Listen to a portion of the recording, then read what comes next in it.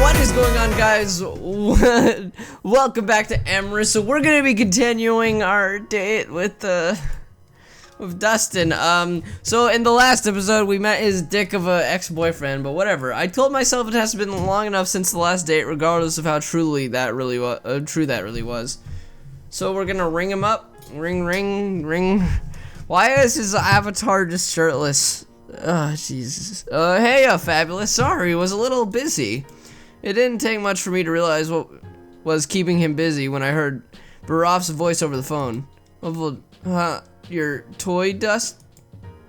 Even just hearing his voice was enough to set me on the edge. Dustin snarled back and swiftly the call became little more than muffled shouts and doors being slammed. After a moment, I heard the phone being lifted again in Dustin's voice. Sorry about that. Vars was being worse than usual about all this. At the point, I think seriously need a vacation. Thinking you might want to come along too. There's this great little inlet not too far outside of town. It's more secluded than the main drag and less likely to be choked with tourists. Thought we could spend some time there. Sounds great. I could use the time away from the house and the job hunt myself, relaxing on a beach and soaking up sun. Sounds pretty good right now. It's a date then. Head over to my place when you get a chance and buzz me when you're there. Everything's good to go. I'll see you there. Sadly, he didn't get much of a goodbye before I heard Var's voice echoing in the background. I swear that bird makes claws on a chalkboard sound pleasant. Regardless, I needed to get my things together and head over. A quick side trip later, and I headed out of the suburbs and into the city. True, half of the way of the city was a beach, but if Dustin knew a place that was more secluded, that could certainly be a treat.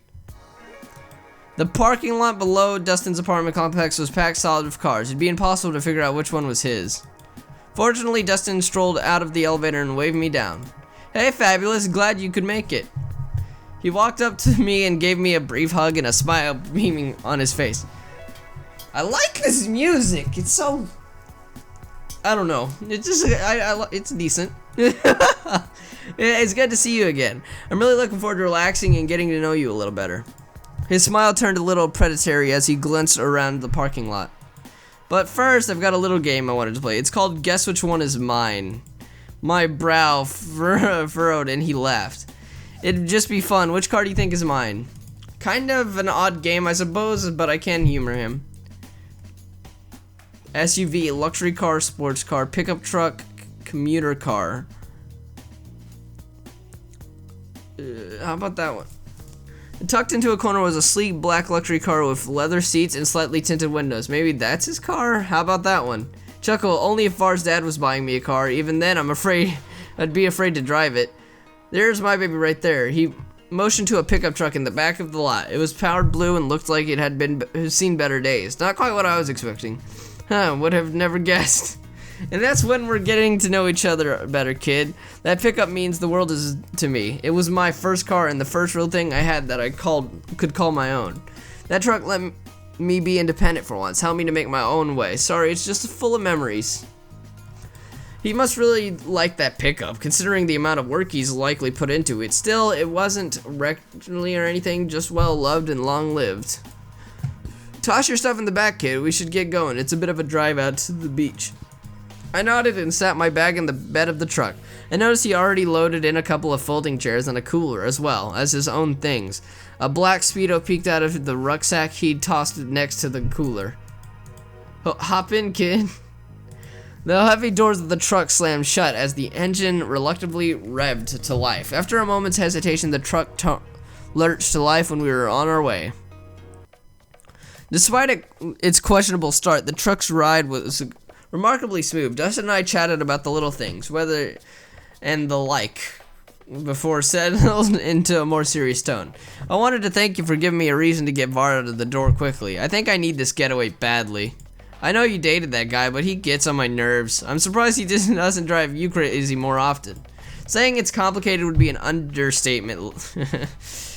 Varoff was special to you, wasn't he? What was, weird to think about it that way. We've been on and off again more than a light switch, but somehow I always wound up right back where I started. You mean with him? More than that, everything seemed to just settle back into the same routine. Work, dates, bills, even old Betsy here would seem to wind up with the same issues again. Sounds like you were stuck in a rut or something. I've had a little of that lately myself. Never quite felt that simple. You can bust yourself out of a rut. This, though, kind of felt like the world was settling around me and I didn't mind. Bothers me whatever I think about it, though. Still, yeah, Var was important to me. Now I don't even know. I certainly don't think I'm that important to him. I got quiet for a moment. It never really occurred to me that Dustin would be aware of Varof's manipulations, since it seemed he just went along with them. Made me think back to before I went to Amorous, the strange sort of hazy feeling I had at the start. I was in a rut, frustrated with a job hunt and going nowhere, but I still came back. I still turned to Covey to drag me out of it. Looks like we're in a luck. No one else is out there, and there's plenty of parking right by the beach. We pulled to a stop and got out, grabbing our things from the bed of the truck and hiking down the narrow stairs to the sand below. I suppose it didn't matter what we had going on before now. The only thing that was worth thinking about was enjoying the sun, the surf, and the company. Dustin wasn't kidding about the beach being secluded. Sheer cliffs of sandstone blocked off access from the main road, and the inlet looked like it had been carved out from an underground spout. Still, the sun was just in the right position to flood the tiny beach, and the waves were softly lapping at the shore. It was picture. Yeah, that's what Dustin started by folding out the chairs and tossing out a blanket over the sand. Setting the cooler in the middle, he set up a small beach umbrella towards the back before smiling over at me. There we go, our little slice of heaven. Speaking of which, Dustin unwillingly shucked off his shirt, tossing it over the back of one of the chairs. After a short stretch, he settled onto the blanket, leaving his chest exposed to the sun. Aw, man, I live for this. Nothing like the feel of a warm sun on your fur. You're such a house cat. Don't hog all the sun. Ah, you are such a cat stereotype, curling up in a sunbeam and the first chance you get. No use denying my heritage. Purr, it's so nice. So how did you find this place? A secluded little cove like this should be a hotspot for everyone looking for a little privacy. Dustin squinted a little into the bright blue sky before rolling up one side face to me. It was early on with Var, back when he just wanted to get away from everything. I was this major form of escape at the time. Escape from what? Seems like he was perfectly happy with where he was when I talked to him. Used to be. He wasn't that into money and getting stuff. I figured it was just his teenage rebellious phase spilling over. One day he showed up at my place in the middle of the night with a beach towel and a cooler of beer. Said his dad tried to set him up with someone from work for a date or something. So we hopped into my truck and just drove. He tossed back a couple of beers and snuggled up to me. When we passed near here, he saw the moonlight off the waves and said we should stop. And we did. Stayed out until 1 a.m. just listening to the waves and drinking. We both didn't want to risk driving back, so we just slept on the beach and drove home after sunrise. Man, his dad was pissed. That's why he's important to you? That's why he's important to you. Why you've been putting up with him, and why he still lingers around. It's like I said on the drive over. It was comfortable sort of routine. Easy to fall back into regardless of what happened. Am I always going to be competing with that memory? Getting kinda heavy for a relaxing beach trip, aren't you, kid? To be honest though, I think we're both competing with that memory. Me seeing what Var is now and you coming in at the end of the train wreck that was. But I'll tell you, it's different now. The routine isn't comfortable anymore and I'm ready for a new one. The waves washed away, but everything else for the moment I knew my uncertainty was going to linger. Knowing just how far back Var went, I couldn't help but remember his taunts. He'll dump you by the curb. For the moment though, no matter what either of us went through, he was willing to share this. Laying in the sun and near his surf, he wanted to take the time to be here with me. That's worth something. You got quiet for a second, kid. Something on your mind? Just think about us. This is where it all might end up. I forgot how complicated dating and other people can be sometimes. It's not easy, sure, but nothing worth doing is. Well, except for one thing. To my surprise, Dustin stood up from his blanket and moved over next to me. His paw ran softly along my shoulder and down the back of my neck as he leaned in close.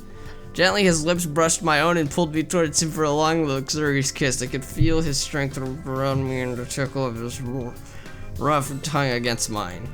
There was a tenderness, a warmth that radiated through the kiss. The sunbathing had left his fur achingly high, and the rolling warmth of the breath left me slumped into his arms.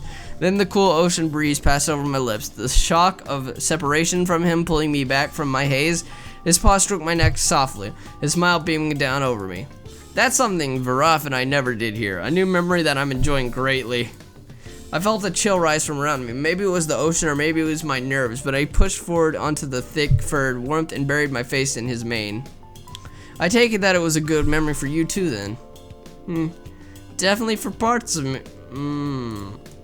I mumbled and nodded, surrounded by silken fur that trapped me in waves of warmth. His scent filled my nostrils and left me dizzy. He continued to stroke my head and neck softly, stretching out to catch a few sunbeams more. Dustin snuggled up next to me, watching the waves roll down along the shore and keeping an arm around my shoulders. It was a vastly different day and a different Dustin than I had first met. I felt more comfortable with him, less like I was just another one-night stand. We stayed out until just before sunset, the chill eventually getting too much for me and Dustin to bear. We should get going. It's only going to get colder at this point. Aw, you put your shirt on. I don't want to leave. Why'd you put your shirt back on? Laugh, because despite my furry hide, I was getting a chill. Though I know you feel cheated at not getting to stare at my chest anymore. Okay. Begrudgingly, I gathered up my things in the cooler as Dustin grabbed his blanket and umbrella. The warmth came back to us as we moved up the trail towards the truck, and I felt a little of that hazy, dreamy feeling from his embrace. Powering through, I tossed my bundle into the back of the truck and hopped back inside. Once the door was shut, the truck roared to life immediately, and my surprise was echoed on Dustin's face. Guess Betsy likes you too. We both chuckled as he pulled smoothly out of the parking lot and back onto the main road. The trip back was much lighter than the one over. I was still riding on the high of that kiss, and Dustin's paw had found its way to mine, squeezing it firmly. We talked for a while longer since he insisted on dropping me off by my house instead of making me walk home. I want to see where you live, just in case I want to drop by and say hi. As we pulled up to the house, Dustin parked and the two of us walked into the front door. Nice place your parents have, cozy but spacious. Not quite spacious enough that I get my own room, but my brother and I get along well enough. Well, I suppose this is where I should say goodnight. Don't want your dad to come out and kick my ass for bringing you home after curfew. I'm an adult, Dustin. Don't be a dick. He grinned at me and leaned in to kiss me on the cheek. Give me a call soon, kid. I don't like to be kept waiting for long. As I waved goodbye, I could feel his eyes on me. Turning around, I drew in a deep sigh when I saw who it was. So, who was that? Somehow I pictured that it was going to be a long night. Okay. Anyway, guys, I hope you enjoyed this episode of Amorous. If you didn't, make sure to leave a like, subscribe, or make sure to like, subscribe, and comment, and I will see you guys later. Take care.